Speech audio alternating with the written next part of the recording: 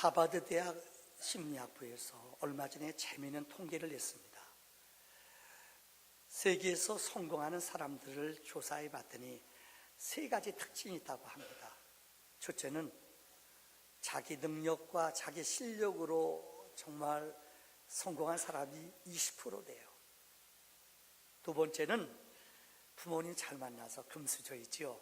집안의 배경 때문에 성공하는 사람들이 5%가 된다고 합니다. 근데 뜻밖의 놀라운 것은 인간관계를 잘 맺는 사람들이 사회나 공동체에서 리더자로 성공한다는 것입니다. 그래서 우리나라 삼성연구소에도 언제부터인지 옛날엔 토익 점수 높고 아주 시험 점수 좋은 사람만 직원을 뽑았더니 너무나 이 사람들이 몇 년 지난 다음에 회사를 박차고 나가더래요. 너무 똑똑한 사람만 뽑으니까요. 그래서 이 지혜롭고 기획하는 사람들은 몇 명이 똑똑한 사람이 필요하지만 진짜 중요한 것은 팀워크를 잘 이루는 사람, 배려를 잘할 줄 아는 사람, 더불어 살아갈 줄 아는 사람, 이런 사람이 직장에는 필요하다는 거예요. 사실 그렇습니다. 교회도 그래요. 좋은 교회가 어떤 교회입니까? 정말 누가 어느 사람이 처음 가든지 그곳에서 VIP 대접받는 사람, 그곳에서 높임받는 사람. 좀 세상에서는 얼뛰고 세상에서 잘난 척해서 왕따 당해요. 그래서 그 사람 교회 오면요 높임받아요. 그 사람 흉보지 않아요. 그냥 어떻게 하든지 감싸주고. 그 사람 우리 교회 안 오면은 누가 돌봐주겠어요? 좀 유별난 남자들 있죠? 여러분이 아니면 그 남자 누가 돌봐주겠어요? 유별난 아내랑 사는 사람 있죠? 여러분 아니면은 누가 그 여자 돌봐줘요? 지금 별로 은혜가 안 되나 봐요. 최일현 내가 아니면 누가 돌봐주겠어요? 그 여자요? 여러분 이런 마음을 가져야 돼요. 다 내 마음에 맞는 사람이 어디 있어요? 다 허물있고 부족하고 연약한 것이 우리들의 모습이에요. 그런데 이것을 십자가인 양, 내 십자가인 양 품고 기다려주고 그 사람을 안아주는 것. 내가 그 사람 안 돌봐주면 누가 돌봐줘요? 이런 공동체가 아름답고 거룩하다는 거예요. 사랑하는 성도님들, 우리나라에 아마 여러분들 학교를 어마어마한 이북에서 지금 만석군인 사람이 있었습니다. 이분은 공부를 별로 못했어요. 이분이 이승훈 장로님이셔요. 배우지 못했는데 사업을 너무너무 잘해서 하나님이 젊은 시절에 엄청난 재력을 주셨어요. 이것을 지도하는 가운데 어떻게 썼으면 좋겠는가. 그래서 조마시 장로님을 찾아갔대요.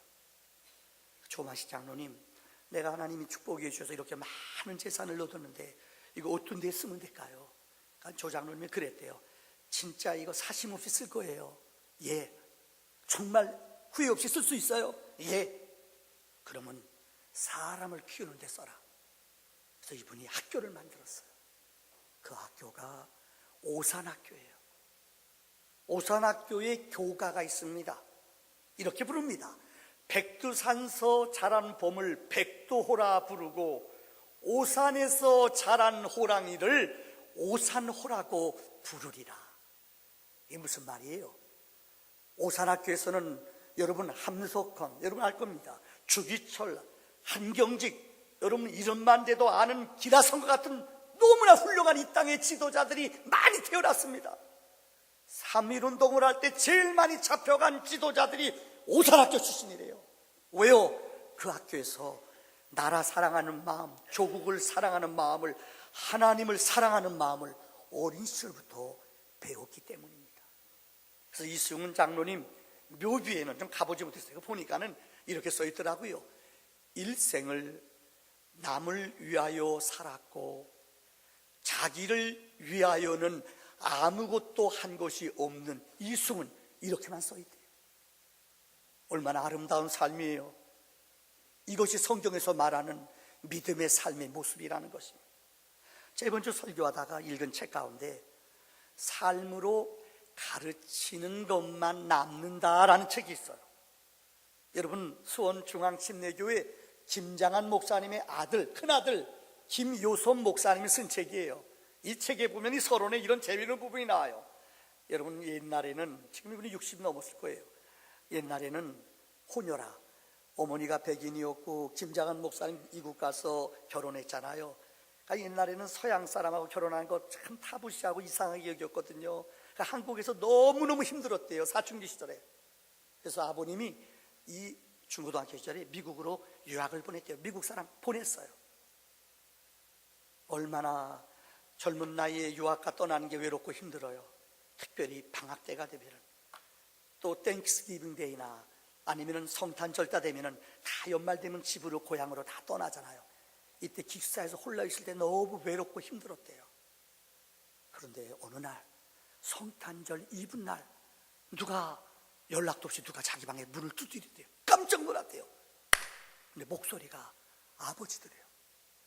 김장한 목사님이 찾아온 거예요. 그래서 아들이 너무 아버지, 목사님이 성탄절날 왜 딴 데 와 있어요? 그랬대요, 아들이요. 그러니까 아버지가 아들한테 남긴 말이, 아들아, 교회가 망가지면은 다른 목사가 와서 하면 되지만 우리 아들이 망가지면은 그는 누가 책임질 수 있겠느냐. 그 아버지가 그 연말에 오셔서 자기랑 일주일 지내주고 가시는데 저녁마다 자기를 위해 기도해 주는데 아버지가 눈물을 툭툭 흘리며 기도하더래요. 오늘까지 자기가 이렇게 설 수 있었고 오늘까지 자기가 이렇게 성장할 수 있었던 이유는 그때 아버지가 자기에게 격려해 주고 아버지가 기도해 줬던 그 기도가 자기 마음속에 영원히 기억되고 있다고 그래요. 여러분, 삶으로 가르치는 것만이 영원히 남습니다. 오늘 저는 여러분에게 특별히, 여러분 기억하시죠? 요한복음 1장부터 12장까지는 예수님의 공생의 사역이에요.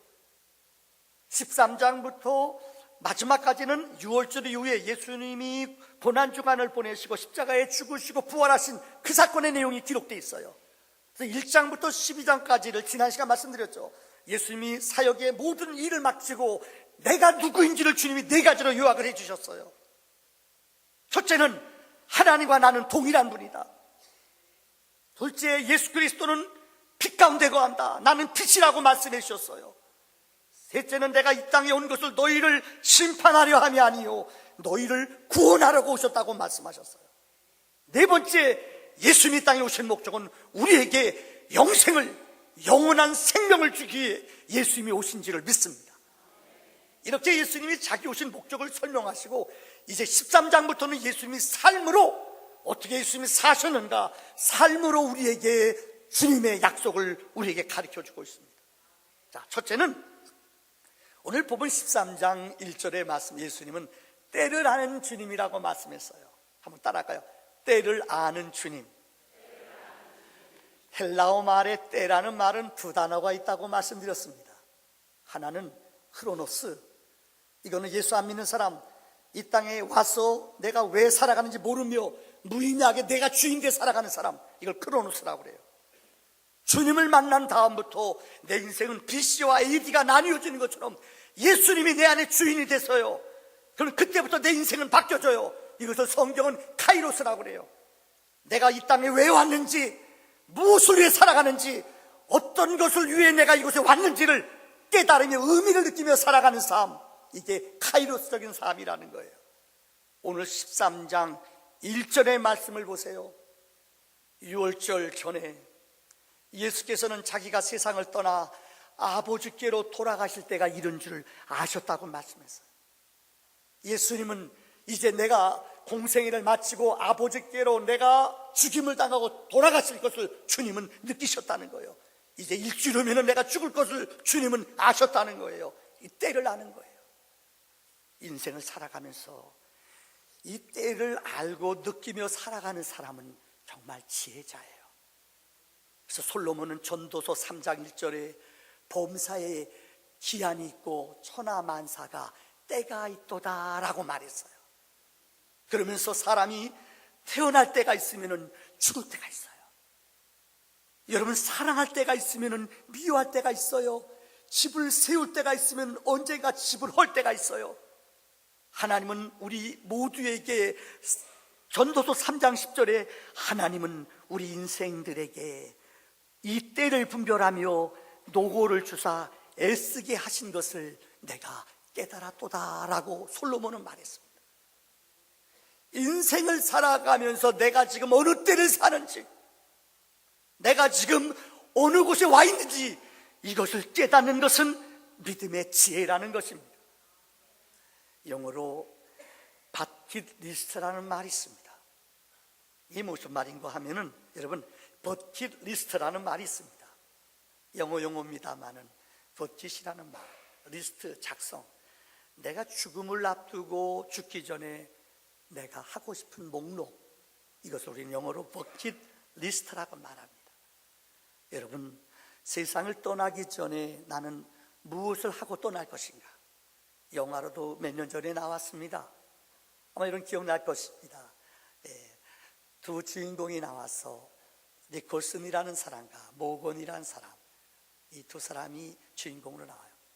여러분, 짐 니콜슨이라는 사람은 이 사람은 이 아카데미상을 3번이나 받은 사람이에요. 여러분 기억할 겁니다. 이 주인공 잭 니콜슨과 모건 프리먼이라는 두 주인공이 이 영화의 주인공으로 나옵니다. 이 두 사람이 병원에 입원했어요. 근데 니콜슨이라는 사람은 백만장자예요. 어마어마한 돈을 버는 사람이에요. 여기 나오는 모건이라는 사람은 정비사로 살아가요. 근데 이 두 사람 병원에 같이 입원했는데 너무 앙숙같이 싸워요. 맨날 며칠 서로 싸워요. 미워하고요. 근데 며칠 지난 후에 이들의 의기투합, 마음이 딱 맞아요. 이유는 둘 다 이 사람도 얼마 안 있으면 죽는다는 것을 알아요. 시한부 생명이라는 걸 이들이 알아요. 그래서 그들이 스스로 이 버킷리스트를 작성을 해요. 죽기 전에 해야 할 것들을 10가지를 작성해요. 그리고 병원을 탈출해요. 그래서 10가지 하고 싶은 일들을 쭉 하고 다니는 거예요. 여기 썼습니다만은 하나하나 한 것들을 그들이 지어나가요. 10가지 가운데 우리말로 번역하면 첫째는 장엄한 광경을 보기, 낯선 사람을 좀 도와주기. 문신하는 데 가서 두 사람이 영구 문신을 크게 여기다 새겨요. 막 흐뭇해하는 거예요. 그 다음에 나이 든 두 사람이 하늘로 높이 올라가 이 스카이 다이버에 달려서 그 스카이 다이빙을 하는 거예요. 하나하나 하면서 목록을 지어가요. 오토바이 타고 만리장성을, 그 영화에 보면은 그 만리장성을 오토바이 타고 막 달려가는데 쾌감을 느껴요. 하나하나 눈물 날 때까지 웃기. 그 다음에 여러분들 이 무스탕 셀비로 카레이싱 하기, 그 좋은 비싼 차 타고 진짜 해요. 세계에서 가장 유명한 프랑스 파리에 있는 요리집 가서 식사하기 해요. 최고의 미녀와 키스하기, 키스해요. 세계에서 가장 아름다운 도시인 여러분 탄자니아 공원에 가서 호랑이 사냥하기, 10가지를 다 해요. 여러분, 그런데 이 모든 것들을 다 해보고 다 이루었어요.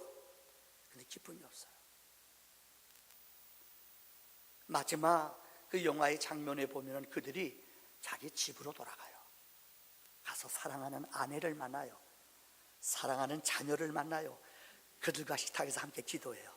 거기서 행복을 맛봐요. 우리 인생이 그렇습니다. 여러분, 인생을 살아가면서 여러분의 버킷리스트는 무엇입니까? 오늘 본문의 말씀은 예수님께서 이 세상을 떠나기 전에 우리에게 남겨주신 마지막 단어예요. 버킷리스트예요. 오늘 본문은 이렇게 말해요. 주님이 자기가 세상을 떠날 줄 아시고 이제 곧 예수님이 며칠 있으면 세상을 떠날 걸 알아요. 그리고 오늘 주님이 마지막으로 우리에게 유언한 주님의 버킷리스트의 말씀이에요. 주님은 자기 사람들을 사랑하시되 끝까지 그들을 사랑하셨다라고 오늘 본문은 말하고 있어요. 자, 주님의 마지막 버킷리스트는 무엇인가? 오늘 본문을 통해 2가지로 생각해요. 첫째는 자기 사람들을 사랑하셨다고 그랬어요. 한번 따라합시다. 자기 사람들을 사랑하셨다. 여러분, 여기 본문의 맥락에 자기 사람은 누구예요? 예수님의 제자들을 주님은 사랑하셨다는 거예요. 인류 역사상 많은 사람들은 세상에 살아가면서 배신을 당합니다. 어느 사회학자가 쓴 책을 보니까는 인생을 살아가면서 내가 정말 믿었던 사람한테 배신당하면 그때 사회에 촛발을 내딛었다 생각하면 된다. 사회생활을 보니까 무슨 말인지 알 것 같아요. 로마의 시저, 그는 대단하지요. 지식도 뛰어나지만 용맹하기도 따라올 사람이 없어요. 근데 시저가 죽임을 당해요. 원로원에 회의하러 오다가 여러분 그 부하들이 그를 배신해 그를 죽이지 않습니까? 근데 죽임을 당할 때 봤더니 자기 아들, 양아들로 삼았던 여러분 누가요? 브루투스가 그를 죽이잖아요. 그는 죽어가면서 이렇게 말해요. 브루투스요, 너 맞아. 그렇게 자기가 믿고 아들로 키웠던, 양아들로 후계자로 키웠던 아들이 배신하여 친구들과 원로원의 사람들과 배신하여 그를 칼로 찔러요. 알고 봤더니 그 아들이에요. 브루투스 칼에 찔려가면서 그는 외쳐요. 왜 맞으러? 브루투스요, 너 맞아. 그리고 죽어가요. 여러분, 인생을 살아가면서 여러분 믿었던 사람한테 뒤통수 맞아본 적 있으십니까? 아마 있으실 거예요. 왜 스탈린이, 왜 여러분 마오뚱이, 모택동이 왜 그렇게 노년에 두렵고 무서워했을까요? 아마 지금 김정은도 여러분 알죠? 아버지 수행했던 모든 사람 8명 가운데 7명은 다 죽이고 수청당했어요. 저녁에 잠 못 잘 거예요. 여러분 아세요? 후세인이라는 사람 알지요? 후세인 지금 세상 떠났잖아요. 얼마나 악명 높아요. 어느 책을 봤더니 후세인이 6명의 부하들을 성형을 해서 자기랑 똑같이 만들었대요. 누군지 헷갈리려고요. 그래도 죽어요. 인생을 살아가면서 많은 사람들은 방백을, 사람을 의지해요. 근데 미안합니다. 그 사람들은 언젠가 여러분을 떠나고 여러분을 배반해요. 오늘 본문으로 돌아옵니다. 예수님이 자기의 사랑하는 자기 사람들을 사랑했다고 그래요. 여기 자기 사람은 누구라고 그랬어요? 예수님의 제자들이에요. 근데 그들을 사랑했어요. 대통령이 되면은, 어느 책을 봤더니 우리나라 대통령이 되면은 8,000자리에서 10,000자리까지를 대통령이 임명할 수 있대요. 측근, 그 쉬운 자리가 높은 자리들이요. 대통령이 방송국 사장부터 시작해서 여러분 알잖아요. 내 코드에 맞는 사람 10,000명 정도는 바꿀 수 있대요. 여러분 아세요? 이 정권이 바뀌면은 추풍낙엽같이 그렇게 잘 나갔던 사람, 그렇게 박수 받았던 사람 졸지에 다 잘려요. 여러분 그거 아세요? 오늘 본문에 예수님의 제자들도 그랬어요. 베드로를 보세요. 누구보다도 주님께 칭찬받고 주님 곁에서 다이 모든 사람이 수제자라고 그랬어요. 다른 사람은 몰라도 베드로는 배신하면 안 돼요. 근데 베드로가 어떻게 했어요? 주님 떠나잖아요. 여러분 주님이 십자가에 못 박힐 때 그 곳까지 따라갔다가 법정까지 따라갔다가 계집종들이 저 예수 나사렛 땅 아니냐, 예수님 부인하고 저주하고 도망갔어요. 예수님이 십자가의 마지막 돌아가는 순간 여러분 아세요? 로마 사람들이 예수를 잡으러 왔어요. 그때 베드로는 말고의 칼을 빼서 로마 병정의 귀를 잘랐어요. 주님이 죽어야지, 주님 십자가에 죽어야지 우리가 구원된다는 것을 베드로는 몰랐다는 거예요. 주님은 안타까웠어요. 베드로야, 칼을 쓰는 사람은 칼로 망한다. 내가 하늘에 있는 12용이나 되는 것을 부르지 못해서 내가 죽는 줄 아느냐. 너무 안타깝잖아요. 다른 사람은 몰라도 나는 주님 부인 안 해요. 큰 살이 쳤던 베드로, 결국 그는 도망갔어요. 근데 그 베드로를 주님은 어떻게 해요? 사랑하셨다는 거예요. 유다를 보세요. 예수님의 12제자 가운데 가론 유다, 3년 동안 예수님의 제자들 가운데 헌금 죄를 맡았던 사람입니다. 누구보다 인정받고 예수님 측근 중에 측근이에요. 근데 어떻게 했어요? 주님을 팔잖아요. 죄의 만찬을 하시며 너희 가운데 나를 팔 자가 있을 것이다. 제자들이 시겁해요. 그가 예수님의 잔을 마시잖아요. 주님 말씀해요. 내가 할 일을 해라. 유다는 그게 무슨 말인지 알아요. 다른 제자들은 어안이 보면 무슨 말인지 몰라요. 내 일을 해라. 얼마나 찔렸어요. 기억하세요. 예수님이 기도하고 내려오는데 로마 병정들 대제사장과 함께 찾아와서 내가 입 맞추는 저 사람이 예수다. 예수님께 찾아가서 예수님 안녕하세요 입 맞춰요. 주님은 그가 팔자인 거 알아요. 지금 무엇하는 줄 알아요. 그런데도 그를 어떻게 했어요? 용서해 주셨어요. 예수님 12제자 기억하십니까? 예수님이 친척 여기던 세베대 아들 야고보, 요한, 어머니 치맛바람 가지고 찾아와요. 주님께 부탁해요. 주님, 우리 친척 아니에요. 당신의 나라 임할 때에 내 아들 하나는 우편에 하나는 좌편에 앉게 해주세요. 주님이 너무 안타까워요. 공중의 새를 봐라. 저들이 깃들일 것이 있고 머물 곳이 있지만 인자는 머리 둘 것이 없다. 이 이야기를 듣던 다른 제자들 열받았어요. 싸워요. 그들도 똑같은 마음이에요. 야, 너희들만 영광 차지해, 너희들만 좋은 자리 가자. 이들이 비난하고 욕했다는 말은 자기네들도 그런 마음이 있다는 거예요. 그 대제생은 3년 동안 따라다녔어도요, 마지막 돌아가는 순간에는 주님의 마음을 알아야지요, 주님의 생각을 알아야지요. 근데 그들은 몰랐어요. 끝까지 자리 가져 싸우고요, 주님이 돌아가시자 그들은 다 도망가 버렸어요. 배신했어요. 그런데 성경은 이런 제자들도 주님은 끝까지 어떻게 했어요? 사랑하셨다고 말해요. 사랑하면서 본문을 우리 삶 속에 적용해 봅시다. 다윗이 왜 가장 성경이 위대합니까? 그는 주님의 마음을 가졌어요. 성경에 보면은 다윗의 인생의 여정은 너무나 힘들고 험악했어요. 아들이 배신하죠. 자기 어떻게 보면 장인이 그를 죽이려고 그러죠. 기름 부음을 허락했는데 왕이 안 돼요. 그러면 기름 부음을 나중이나 주지. 기름 부음 받고 10년 동안 도망 다니잖아요. 너무 힘들고 지쳐요. 3천 명의 군사들이 그를 죽이려고 따라와요. 그는 왜 기름 부음을 허락해요?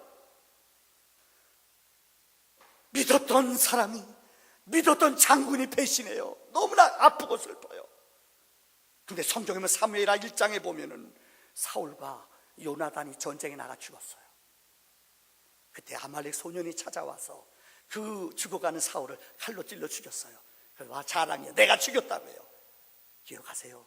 어떻게 자기 정적 원수를 죽였잖아요. 근데 그 소년을 죽여버렸다고 그래요.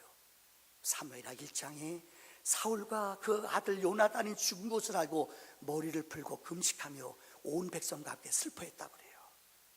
용서한 거예요. 다윗이 왜 그리스도의 모형이에요? 그는 모든 정적들, 자기 원수들을 사랑하고 끝까지 용서해 줬어요. 이게 주님이 우리에게 버킷리스트로 마지막 주신 게, 원수까지도, 미워하는 사람도 주님은 사랑하라는 거예요. 여러분을 뒤에서 수근수근 누가 했어요. 여러분 그 소리 들으면 어때요?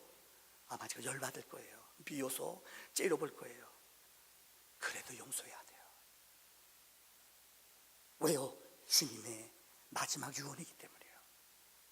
오늘 주님의 버킷리스트가 뭐예요? 그래도 사랑했어요. 배반하고 도망가고 나에게 끝까지 해코지하고 내 마음을 몰랐어도 주님은 그래도 어떻게 했어요? 그래도 주님은 그를 사랑했다는 거예요.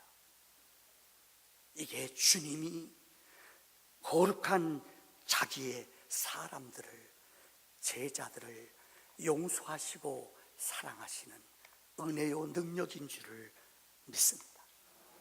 마지막 결론입니다. 따라합시다. 끝까지 사랑합니다. 다시 한번 시작. 오늘 본문 말씀 34절 후반절의 결론의 말씀이 이렇게 기록되어 있어요. 내가 너희에게 새 계명을 주노니 너희는 서로 사랑하라. 아버지께서 나를 사랑한 것 같이 너희도 서로 사랑하라. 주님이 마지막 버킷리스트, 마지막 언어는 뭔지 알아요? 사랑하라는 거예요. 미워함에도, 나에게 눈물 나게 하고 나에게 칼을 들이대고 찔르고 아파도 주님은 뭐라고 그랬어요? 그래도 사랑하라는 거예요. C.S. 루이스라는 영국의 변증학자요, 신학자, 참 대단한, 이분이 쓴 글이 얼마나 영향을 끼쳤는지 몰라요. 이분이 사랑의 묘약이라는 글에서 사랑이라는 것은 대가를 지불해야 된다. 사랑은 고통과 아픔이 있대요. 아픔과 고통이 없는 것은 사랑이 아니래요. 여러분 개 키우시는 분 있죠? 고양이 키우시는 분 있죠? 고양이 키우면 아세요? 고양이 때문에 아파야 돼요. 이건 키워보지 않은 사람은 몰라요. 사랑한다면 사랑하기 때문에 아픔이, 대가가, 인내가 필요하다는 거예요. 사랑하지 않는 것, 그러면 고통이 없어요. 사랑하기 때문에 아프고, 사랑하기 때문에 힘들고, 사랑하기 때문에 여러분 고통, 인내를 감지해야 된다는 거예요. 그래서 C.S. 루이스는 마지막 부분에 그 책에서 이렇게 말했어요. 사랑하기 때문에 상처를 받을 수도 있지만 결국 사랑 때문에 내 인생이 고결해지는 것입니다. 그래서 상처는 사랑의 훈장이라고 말할 수 있습니다. 어째 제가 이제 저녁 설교 다 마치고 저녁에 원고 다 쓰고 집에 가요. 보통 제가 토요일 날은 저녁에 가서 잠자리에 들어넣어서 원고를 써보고, 잠자리 들어넣어서 원고를 써보고, 토요일 날만은 우리 아내랑 저랑 분방을 합니다. 왜요? 아침에 때랑 깨면은 내가 깨기 때문에요. 그래서 어제는 제가 큰맘 먹고 우리 아내한테 선물을 준비했어요. 또 싸우지 마세요, 여러분들. 아내가 좋아하는 것, 탁구를 치거든요. 탁구공 새로 나온 거 한 박스를 내가 딱 샀어요. 거기다가 편지를, 장문의 편지를 썼어요. 어떻게 우리 아내가 놀랄까. 놀라는 방법이, 새벽 기도 갈 때 신발 신을 때 거기에다가 다 공 놓고 편지를 딱 써놨어요. 깜짝 쇼하려고요. 그런데 아침에 제가 새벽에 한 1시 반, 2시 정도 자요. 이렇게 준비하다가 원고 외우고 자꾸 저녁에 들어서 한 몇십 번은 외울 거예요. 원고 설교해보고 들어서 설교해보고 잠들었어요. 근데 항상 우리 아내가 새벽 기도 갔다 오면은 깨요. 밥 준비하는 게 알거든요. 근데 푸시럭푸시럭 해요. 그래서 나 깨가지고 우리 아내가 얼마큼 놀랐을까. 문 열고 싹 나봤더니요, 이 여자가 감동이 없어요. 딴 데 보고 왔다 갔다 해요. 여보, 신발 안 신었어? 아직. 우리 아내가 그 다음 하는 말이 걸작이에요. 여보, 지금 4시 반이야. 나는 6시 새벽 기도 갔다 와서 6시 되는 줄 알았는데 아내가 일어난 시간에 내가 잘못 일어난 거예요. 신발에 보니까 거기 공도 있고요, 편지도 그대로 있어요. 지금 몇 시인데? 불사 4시 반이에요. 무슨 말인지 모르시죠? 선물을 해줘 봤어야지 알지요. 얼마나 내가 웃기도 하는지. 여보, 저기 가봐. 참지 못해서 얘기했지요.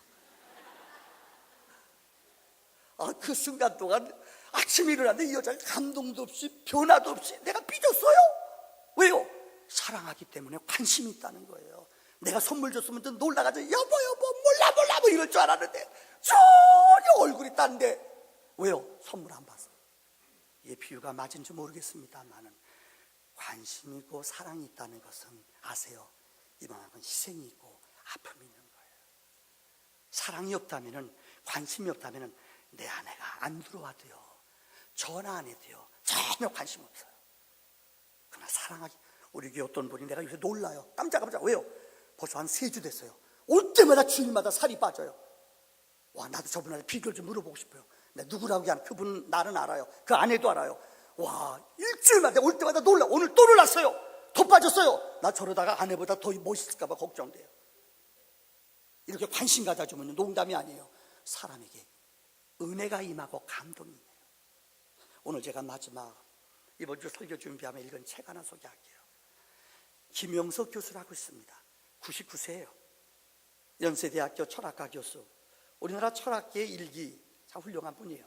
이분이 쓴 책들이 너무나 감동, 논리적이고 너무너무. 99세예요. 이분이 최근에 쓴 책이 있어요. 남아있는 시간을 위하여라는 책을 얼마 전에 썼어요. 이 책에 보면은 이분이 99세예요. 이분이 뭐라고 썼는가 이렇게 썼어요. 마지막 부분에 자기가 어느 날 해가 치는, 자기 집 창문에서 99세가 잘 움직이지도 못하잖아요. 해가 치는 것을 딱 보고 문득 깨달았대요. 성경의 진리가요. 해가 곧 치는데 내 인생도 곧 치는 시간이 왔구나. 과연 나는 남은 시간 동안 내가 이제 무엇을 해야 되는가.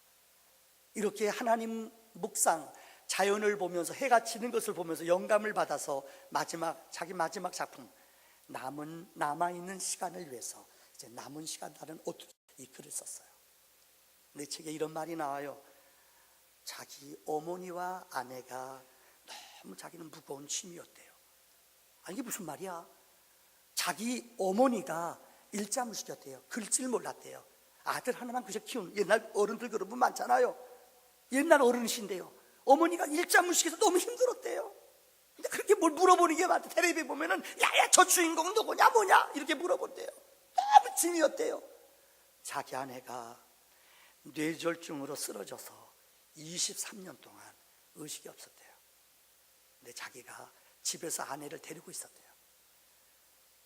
의식은 없지만 의사소통은 여러분 그래도 어느 정도 눈으로 되잖아요.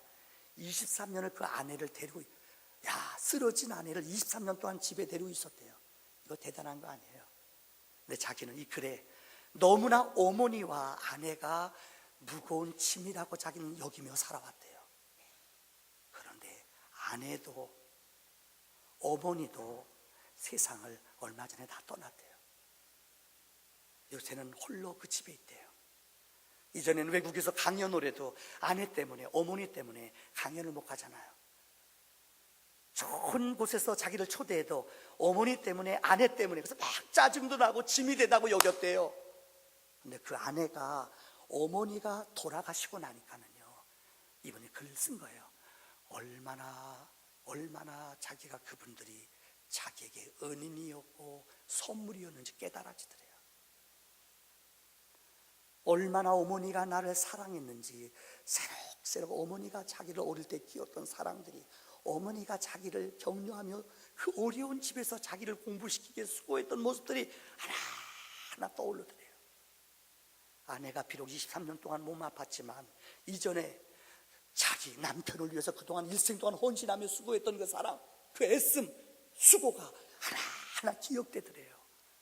얼마나 자기가 그동안 많은 사랑을 받았는지, 얼마나 많은 은혜를 받았는지 그분들이 떠나니까는 기억이 되더래요. 그러면서 그는 그 마지막 부분에 이렇게 말했어요. 결국 나는 내 인생에 대해서 얼마나 돈을 많이 벌었나, 유명해졌나, 얼마나 훌륭해졌나, 이것이 인생이 아니다. 내가 인생이 진짜 무엇인지 알게 된 이후부터는, 이렇게 말, 인생이 어떤 것인지 알게 된 이후부터는 어머니하고 아내가 떠난 후에 깨달았다는 거예요. 그 노학자가 이렇게 말했어요.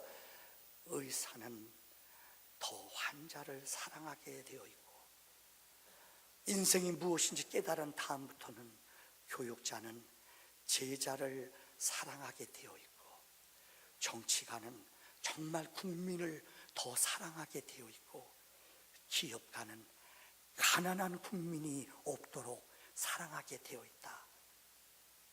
그것이 곧 인류의 역사이다. 그래서 이 마지막 나오는 단어, 자기 사람들을 사랑하는 것, 그것이 남아있는 시간을 선용하게 된다. 그분은 사랑하고 싶어도 어머니가, 사랑하고 싶어도 아내가 없대요.